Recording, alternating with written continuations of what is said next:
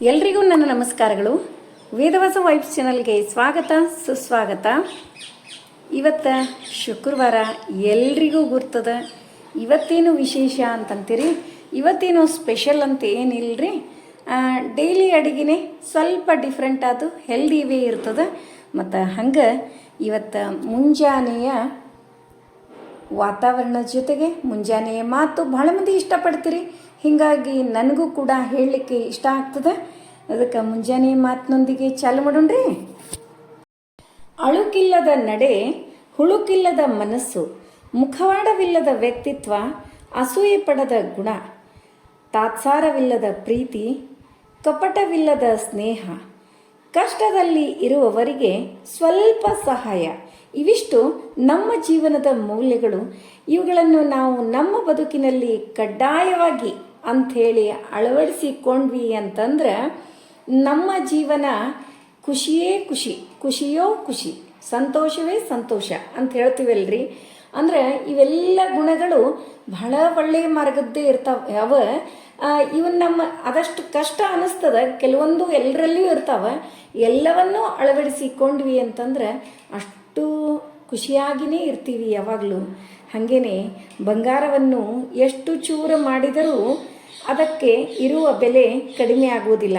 ಹಾಗೆಯೇ ಒಳ್ಳೆಯತನದಿಂದ ಸಂಪಾದಿಸಿದ ಗೌರವ ಎಂದಿಗೂ ಮಾಸಿ ಹೋಗುವುದಿಲ್ಲ. ಖರೆಯದರಿ, ಇದರ ಅರ್ಥ ಒಳ್ಳೆಯತನಕ್ಕೆ ಎಷ್ಟು ಮಹತ್ವ ಅದ, ಹೌದಿಲ್ರಿ? ಅದನ್ನೇ ನಾವು ಏನೇ ಒಬ್ಬರೊಂದು ರೆಸ್ಪೆಕ್ಟ್ ಮಾಡ್ತಾರ ಅಂತಂದ್ರೆ ಅದು ನಮ್ಮ ಒಳ್ಳೆಯತನದಿಂದ ಗಳಿಸಿದ್ದು ಮಾತ್ರ ಇರ್ತದೆ. ದುಡ್ಡು ಇವೆಲ್ಲವೂ ನಮಗಾಗಿ ಇರ್ತಾವ್ರಿ, ನಾವು ಅವಕ್ಕೆ ರೆಸ್ಪೆಕ್ಟ್ ಮಾಡ್ತೀವಿ ಅಷ್ಟೇ. ಆದರೆ ನಮ್ಮನ್ನು ಒಬ್ಬರು ರೆಸ್ಪೆಕ್ಟ್ ಮಾಡಬೇಕು ಅಂತಂದ್ರೆ ಅದು ನಮ್ಮಲ್ಲಿರುವ ಒಳ್ಳೆಯ ಗುಣಕ್ಕೆ ಮಾತ್ರ. ಅದನ್ನು ತಿಳ್ಕೊಂಡು ನಡೆದ್ವಿ ಅಂದ್ರೆ ಆಲ್ಮೋಸ್ಟ್ ಎಲ್ಲರೂ ಒಳ್ಳೆಯವರಾಗೇ ಇರಲಿಕ್ಕೆ ಸಾಧ್ಯ ಆಗ್ತದೆ ಇಂತಹ ಕಲಿಯುಗದೊಳಗೆ ಅಂತ ನನ್ನ ಅನಿಸಿಕೆ. ಹಾಗೆ ಶುಕ್ರವಾರದ ಶುಭ ದಿನ, ಬೆಳಗಿನ ವಂದನೆಗಳು. ಹಂಗೆ ಒಂದು ಸ್ವಲ್ಪ ಡಿಫ್ರೆಂಟ್ ಆದ ರಂಗೋಲಿ. ಇವತ್ತು ಶುಕ್ರವಾರ ಅಂದ ತಕ್ಷಣವೇ ಕಮಲದ ಹೂವೇ ನೆನಪಾಗ್ಬಿಡ್ತದೆ. ಆಲ್ಮೋಸ್ಟ್ ಶುಕ್ರವಾರಕ್ಕೊಮ್ಮೆ ಅಬ್ಸರ್ವ್ ಮಾಡಿರಿ, ಕಮಲದ ಹೂಗಳಿಂದ ಬೇರೆ ಬೇರೆದ ರಂಗೋಲಿಗಳನ್ನೇ ಜಾಸ್ತಿ ತೆಗೆದಿರ್ತೀನಿ ನಾನು. ಇವತ್ತು ಕೂಡ ಕಮಲದ ರಂಗೋಲಿನೇ ತೆಗ್ದೀನಿ. ನೀವೆಲ್ಲ ಇಷ್ಟಪಡ್ತೀರಿ, ಬಟ್ ಕಲರ್ ಕಾಂಬಿನೇಷನ್ ಮಾತ್ರ ಎಲ್ಲರೂ ಭಾಳ ಮಂದಿ ಬೇರೆ ಬೇರೆ ಬೇಡ್ತಿರ್ಬೋದು ಅಂತ ಅನ್ಕೋತೀನಿ. ಯಾಕಂದ್ರೆ ಇನ್ನೂ ತನಕ ಏನು ಕಮೆಂಟ್ ಮಾಡಿಲ್ಲ. ಆದರೂ ನಮ್ಮನೆ ಒಳಗೆ ಇವು ಗ್ರೀನ್ ಆ್ಯಂಡ್ ರೆಡ್ ಜಾಸ್ತಿ ಇವ. ಆರೆಂಜ್ ಒಂದದ, ಅದನ್ನೂ ಒಂದು ತೊಗೊಂಡಿರ್ತೀನಿ ಯಾವಾಗಾರ ಇದ್ರ ಜೋಡಿ. ಮತ್ತು ಇನ್ನೂ ಒಂದು ಪ್ರಶ್ನೆ, ನಿನ್ನೆ ಹೆಂಗೂ ದೋಸೆ ಮಾಡಿದ್ದೆ. ಒಬ್ರು ಕೇಳಿದ ಪ್ರಶ್ನೆಗೆ ಉತ್ತರನೇ ನೆನಪು ಹಾರಿಬಿಟ್ಟಿನಿ ನೋಡ್ರಿ. ಅಂದ್ರೆ ಅವರು ಕೇಳಿದ ಪ್ರಶ್ನೆಗೆ ಉತ್ತರಿಸ್ಬೇಕು ಅಂತ ಇತ್ತು, ಅದು ನಿನ್ನೆ ಹೇಳಬೇಕಾದ್ರೆ ಹಂಗೆ ಮಾತಿನೊಳಗೆ ಹೋಗ್ಬಿಟ್ವಿ. ಇವತ್ತು ಹೇಳ್ತೀನಿ. ಹೊಸ ಹಂಚು ನಾವು ತೊಗೊಂಡು ಬಂದೀವಿ, ಮತ್ತು ಹೊಸ ಹಂಚು ತಂದೀವಿ, ಬೀಡಿಂದದ. ಅದನ್ನು ಹೆಂಗೆ ನಾವು ಉಪಯೋಗಿಸ್ಬೇಕು ಅಂಥೇಳಿ ಪಾಪ 2-3 ಸರಿ ಕ್ವಶನನ್ನು ಹಾಕಿದ್ರಿ. ಅದನ್ನು ನೋಡ್ರಿ, ಮೊದಲು ಎಣ್ಣೆ ಹಚ್ಚಿ ನೈಟ್ ಎಣ್ಣೆ ಹಚ್ಚಿ ಹಂಗೆ ಬಿಡೋದ್ರಿ. ಆಮೇಲೆ ನೆಕ್ಸ್ಟ್ ಡೇ ಬಿಸಿ ನೀರಿನಿಂದ ತೊಳೆಯೋದು. ಹಾಗೆ 2 ದಿವಸ ಮಾಡಿ ಮತ್ತು ನೀವು ಸ್ಟಾರ್ಟ್ ಮಾಡ್ಬೋದು ಅಡುಗೆ. ಅದರೊಳಗೆ ಅಂದ್ರೆ ದೋಸೆ ಹೋಳ್ಗಿನೂ ಮಾಡ್ತಾರೆ. ಜಾಸ್ತಿ ಬೀಡಿಂದ್ರೊಳಗೆ ದೋಸೆನೇ ಮಾಡೋದು. ಹಂಗೆ ಮಾಡೋದು ನೋಡ್ರಿ. ಈಗೇನು ಮಾಡ್ಲಿಕ್ಕತ್ತೀನಿ ಅಂತೀರೇನ್ರಿ? ನಿನ್ನೆ ನೋಡ್ರಿ, ನನ್ನ ಮಗಳು ಫ್ರೆಂಡ್ ಸಿಸ್ಟರ್ ಪ್ರೆಗ್ನೆಂಟ್ ಇದ್ದಾಳೆ. ಆಕೆಗೆ ಬಾದಾಮ್ ಪುರಿ ತಿನ್ನಬೇಕು ಅಂತ ಅನ್ಸದಂತ. ಈಕಿನ ಮುಂದೆ ಹೇಳಿದ್ಲು, ನಮ್ಮ ಸಿಸ್ಟ್ರಿಗೆ ಬಾದಾಮ್ ಪುರಿ ತಿನ್ಬೇಕು ಅನ್ಸದ ಅಂತೇಳಿ ಹೇಳಾಳ. ನಮ್ಮ ಹುಡುಗಿ ಬಂದು ನನ್ನ ಮುಂದೆ ಹೇಳಿದ್ಲು. ಅದಕ್ಕೆ ನಾನು ಅಂದೆ, ಆಯಿತು ಮಾಡಿಕೊಡ್ತೀನಿ ಅಂತ ತಿಳ್ಕೊಂಡು ಬಾದಾಮ್ ಪುರಿ ಮಾಡೇನ್ರಿ. ಸಮ ರವೆ ಮತ್ತು ಗೋಧಿ ಹಿಟ್ಟು ಹಾಕೀನಿ. ಗೋಧಿ ಹಿಟ್ಟು ಒಂದು ಹಾಕಿ ಮಾಡಿದ್ರು ನಡೀತದೆ. ನಾನು ಸಮ ಹಾಕಿ ಮಾಡೇನ್ರಿ. ಕಲಿಸಿ ಇಟ್ಟಿದ್ದೆ. ಈಗ ಒಂದು ಸೈಡ್ ಬೆಲ್ಲದ ಆಣ, ಇನ್ನೊಂದು ಕಡೆ ಸಕ್ರೆ ಆಣ ಅಂದ್ರೆ ಪಾಕ ಮಾಡಿಕೊಂಡು ಇಟ್ಕೊಂಡೆ. ಈಗೇನದ ಮತ್ತು ಪಾಕದೊಳಗೆ ಏನೂ ಹಾಕಿಲ್ಲರೆ ಬರೀ ಏಲಕ್ಕಿ ಹಾಕೀನಿ. ಯಾಕಂದರೆ 2 ಟೈಪ್ ಮಾಡ್ಲಿಕತ್ತೀನಿ. ಸಕ್ರೆ ಬಾದಾಮ್ ಪುರಿನೂ ಮಾಡ್ಲಿಕತ್ತೀನಿ, ಬೆಲ್ಲದ ಬಾದಾಮ್ ಪುರಿ 2 ಟೈಪ್ ಮಾಡ್ಲಿಕತ್ತೀನಿ. ಈಗೇನದ ಪುರಿ ಅಷ್ಟೇ ಲಟ್ಟಿಸ್ಕೊಂಡು, ಪುರಿ ನಮಗೆ ಎಷ್ಟು ಸೈಜ್ ಬೇಕೋ, ದೊಡ್ಡ ಬೇಕಂದ್ರೆ ದೊಡ್ಡ ಮಾಡ್ಕೋಬೋದು. ಪುರಿ ಸೈಜ್ನಷ್ಟೇ ಲಟ್ಟಿಸ್ಕೊಂಡು ಅವನ್ನ ಫೋಲ್ಡ್ ಮಾಡಿ ತ್ರಿಕೋನಾಕಾರಾಗಿ ಮಾಡಿ ಇಟ್ಕೊಳಿಕತ್ತೀನಿ. ಒಂದು 5-6 ಆದ ತಕ್ಷಣ ಒಮ್ಮೆ ಕರೆದು ತೆಗೆದುಬಿಡ್ತೀನಿ ನೋಡ್ರಿ. ಬಾದಾಮ್ ಪುರಿ ಬಹಳ ಮಂದಿಗೆ ಇಷ್ಟ ಆಗ್ತದೆ ರೀ. ಯಾಕೆ ಅಂತಂದ್ರೆ ಅದು ಭಾಳ ಸ್ವೀಟು ಇರಂಗಿಲ್ಲ ರೀ, ಭಾಳ ಸಪ್ಪಗೂ ಇರಂಗಿಲ್ಲ. ಅದಕ್ಕೆ ಭಾಳ ಮಂದಿ ಇಷ್ಟಪಡ್ತಾರೆ ರೀ ಇದನ್ನು. ಮತ್ತು ಇದನ್ನೇನದ ನಾವು ಪಾಕದೊಳಗೆ ಬಿಟ್ವಿ ಅಂತಂದ್ರು ಪಾಕದಾಗಿನ ಚರೋಟಿ ಅಂತೂ ಕರಿತೀವಿ. ಅಂದ್ರೆ ಅವ್ನು ಸ್ಕ್ವೇರ್ ಮಾಡಿದ್ರು ನಡೀತದ, ಹಿಂಗೆ ಬಾದಾಮ್ ಶೇಪ್ ಮಾಡಿದ್ರು ನಡೀತದೆ. ಮತ್ತು ನಾವು ಆಗಿಂದಾಗ ಪಾಕದೊಳಗೆ ತೆಗೆದ್ವಿ ಅಂತಂದ್ರೆ ಟೇಸ್ಟ್ ಮಾತ್ರ ಸೂಪರಾಗಿ ಆಗಿರ್ತದೆ. ಇನ್ನೂ ಒಂದು ಬಾದಾಮ್ ಪುರಿ ಏನದಲ್ರಿ, ಭಾಳ ಮಂದಿ ಮೈದಾ ಹಿಟ್ಟು ಯೂಸ್ ಮಾಡೇ ಮಾಡೋದು ನೋಡೇನ್ರಿ. ಅವು ಟೇಸ್ಟ್ ಎಲ್ಲ ಚಲೋ ಆಗಿರ್ತಾವ, ಕೈಯೊಳಗೂ ಕ್ರಿಸ್ಪಿ ಆಗಿರ್ತಾವ. ಖರೆ ಅದರ ಆರೋಗ್ಯಕ್ಕೆ ಯಾವ ದೃಷ್ಟಿಯಿಂದ ಅದು ಒಳ್ಳೇದಲ್ಲ. ಹೀಗಾಗಿ ನಾವು ಗೋಧಿ ಹಿಟ್ಟಿನಿಂದೇ ಮಾಡೋದು. ನೀವು ಕೂಡ ಅದರಿಂದ ಮಾಡ್ತೀರಿ ಅಂತ ಅನ್ಕೊಂಡೀನಿ. ಗೋಧಿ ಹಿಟ್ಟು ಯೂಸ್ ಮಾಡಿ ಮಾಡೋದ್ರಿಂದ ಅದನ್ನು ಕೂಡ ಟೇಸ್ಟ್ ಆಗ್ಯಾವ್ರೆ. ಒಂದೇ ಒಂದು ಡಿಫ್ರೆನ್ಸ್ ಏನಂತಂದ್ರೆ ಪಾಕ ಸ್ವಲ್ಪ ಗಟ್ಟಿಯಾಗಿ ಮಾಡ್ಕೋಬೇಕ್ರಿ. ಸ್ವಲ್ಪ ಗಟ್ಟಿಯಾಗಿ ಪಾಕ ಮಾಡ್ಕೊಂಡ್ವಿ ಅಂದ್ರೆ ಆಗಿಂದಾಗ ತೆಗೆದ್ಬಿಡೋದು ನೋಡ್ರಿ. ಆಮೇಲೆ ಹಾಫ್ ಆನ್ ಅವರ್ ಬಿಟ್ಟು ನೋಡಿದ್ರೆ ಅಷ್ಟು ಮಸ್ತ್ ಟೇಸ್ಟಿಯಾದ ಬಾದಾಮ್ ಪುರಿ ರೆಡಿ ಆಗಿರ್ತಾವ ನೋಡ್ರಿ. ನಮ್ಮ ಮನೆಯೊಳಗೆ ಬಾದಾಮ್ ಪುರಿ ರೆಡಿ ಆಗ್ಲಿಕ್ಕತ್ತು.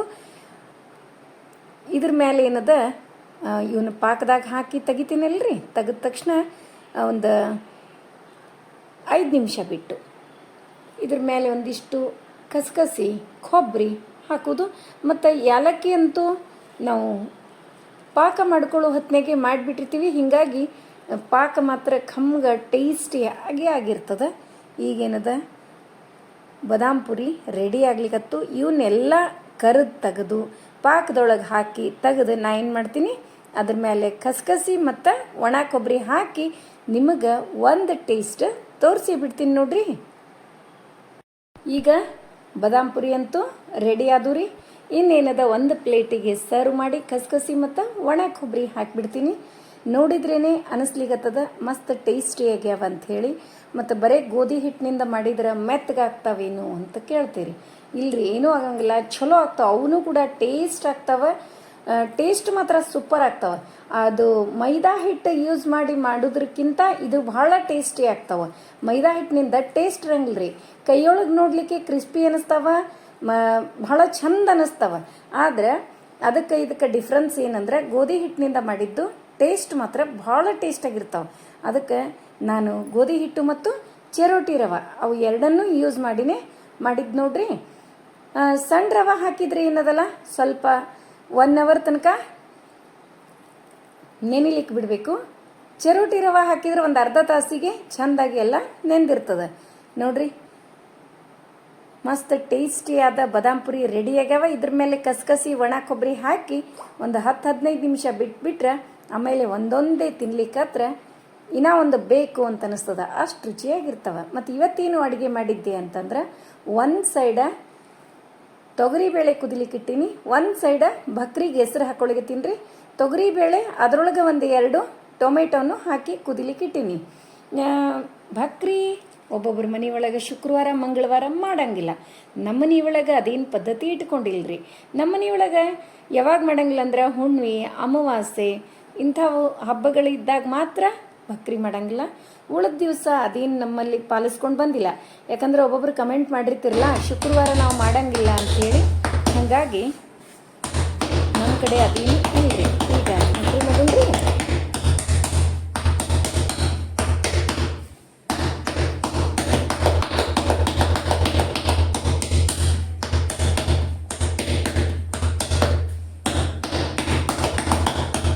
ಇಲ್ಲಿ ಇನ್ನೊಂದು ಕಮೆಂಟ್ ನೋಡ್ಲಿಕ್ಕತ್ತೀರಿ.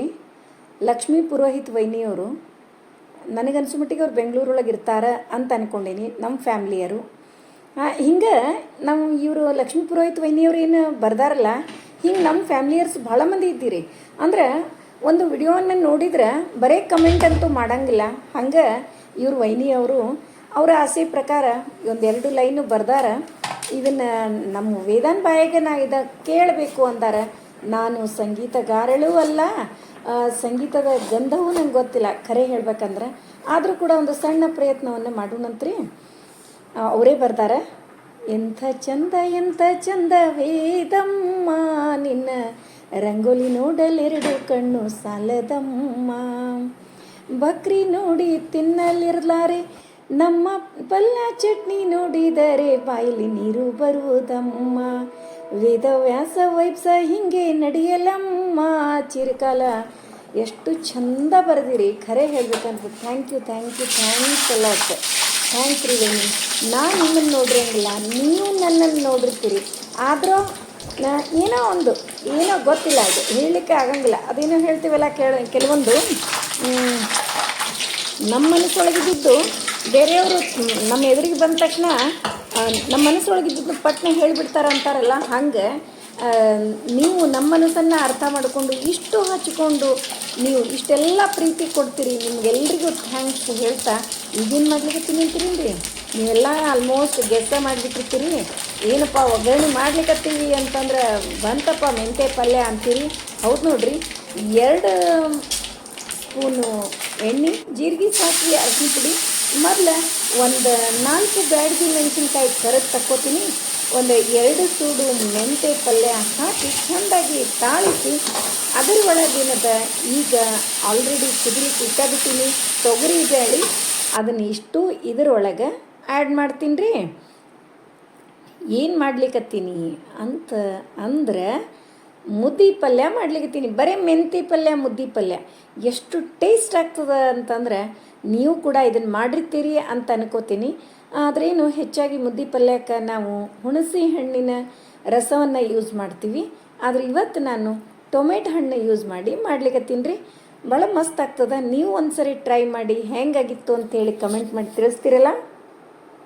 ಈಗ ಈ ಪಲ್ಯ ತಾಳಿಸ್ಕೊತ ಇದರೊಳಗೆ ರುಚಿಗೆ ತಕ್ಕಷ್ಟು ಉಪ್ಪು, ಖಾರ ಹಾಕಿ ಸ್ವಲ್ಪ ಬೆಲ್ಲ ಹಾಕ್ತೀನಿ. ಯಾಕಂದರೆ ಟೊಮೆಟೊ ಹಣ್ಣು ಅದಲ್ಲ, ಹೀಗಾಗಿ ಸ್ವಲ್ಪ ಬೆಲ್ಲ ಹಾಕಿ ಚೆಂದಾಗಿ ಆ್ಯಡ್ ಮಾಡಿ ಮತ್ತು ಕುದಿಸಿ ಇಟ್ಕೊಂಡ ತೊಗರಿಬೇಳೆ ಅಥವಾ ನೀವು ಹೆಸರು ಬೇಳೆ ಹಾಕಿದ್ರೂ ನಡೀತದೆ.